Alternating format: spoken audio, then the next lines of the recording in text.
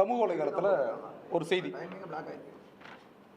என்ன போட்டிருக்காங்க அப்படின்னா, ஒருத்தர் ஐடியிலிருந்து ஐயாவை ஜி.கே. மணி, சேலம் அருள் போன்றவர்கள் கொலை செய்துவிட்டு பழியை சின்னையா மீது போட போறானுங்க, நம்பியார் டெக்னிக் தாங்க.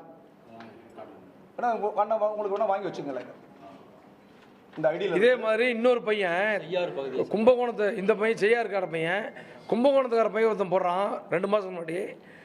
ஐயாவை வந்து தலைவாணி துண்டை போட்டு கழுத்தில் காலை வச்சு மிரிச்சு ஏன் கொல்லக்கூடாதுன்னு போடுறான். அதுவும் உங்களுக்கு நாங்கள் எடுத்து தரோம். இது எப்படின்னா, ஐயாவை கொலை செய்ய வேண்டும் என்ற முயற்சிக்கு வந்துட்டாங்க. அதான் எனக்கு பயமா இருக்குது.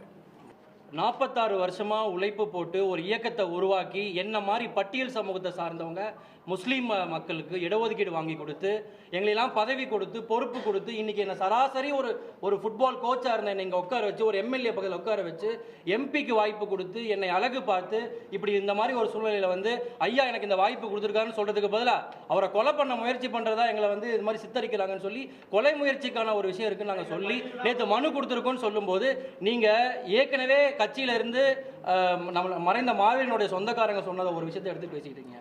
ஐயா அவர்களை கொலை செய்ய முயற்சி பண்றாங்க. அதை இன்டைரக்டா இப்படி எங்களுடைய ஐயா கூட பக்கபலமா இருக்கிற 2 பேர், அதாவது கிட்டத்தட்ட 25 வருஷமா தலைவராக இருந்த ஒருத்தர் சின்னையா அவர்கள்தோ கிராமமா வராருன்னு சொல்லி இன்னைக்கு நேற்று பேசும்போது எங்களுடைய சட்டமன்ற உறுப்பினர் அருளனுக்கு வாய்ஸே வரல. நிறைய பேர் கேட்டாங்க ஏன் அவரால் பேச முடியலன்னு. அதோட உண்மையான காரணம் என்னன்னா, மைக்கை பிடிச்சி கிராமமா எங்க சின்னையா வராரு, எங்க அன்புமணி அண்ணா வராரு, ஐயாவோட மகன் சின்னையா வருகிறாருன்னு சொல்லி கிராமமா கத்துனனால தான் கூட இருக்க நிறைய பேர் முன்னோர்கள் சொல்றாங்க. அந்த மாதிரி இருக்கும்போது இவங்க 2 பேர் மேலேயும் இவ்வளோ பெரிய பழிய போடுறாங்க, கொலை முயற்சி பண்ண போறாங்கிறத நாங்கள் இங்க சொல்ல வந்திருக்கோம். இல்ல அவங்க திட்டமிடுறாங்களோன்னு எங்களுக்கு பயமா இருக்குது. உண்மையிலேயே பயமா இருக்கு.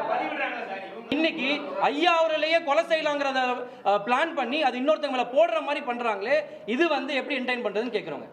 ஐயா அவருடைய உயிருக்கு பாதுகாப்பு வேணுங்கிறதுக்காக தான் நேற்று எங்களுடைய சட்டமன்ற உறுப்பினர் அங்கே போய் மனு கொடுக்க போயிருந்தார். காவல்துறை நடவடிக்கை எடுக்க வேண்டும். நாங்கள் 2 மாதத்துக்கு முன்னாடியே கொடுத்து நடவடிக்கை எடுக்கல. திரும்ப இன்னைக்கு போகிறோம், மீண்டும் இன்னைக்கு போய் சந்திக்க போகிறோம். நடவடிக்கை எடுப்பாங்கன்னு நம்புகிறோம். அப்படி இல்லைன்னா மிகப்பெரிய அளவில் போராட்டம் செய்வோம். உடனுக்குடன் செய்திகளை தெரிந்து கொள்ள சன் நியூஸ் பெல் ஐகானை கிளிக் பண்ணுங்க.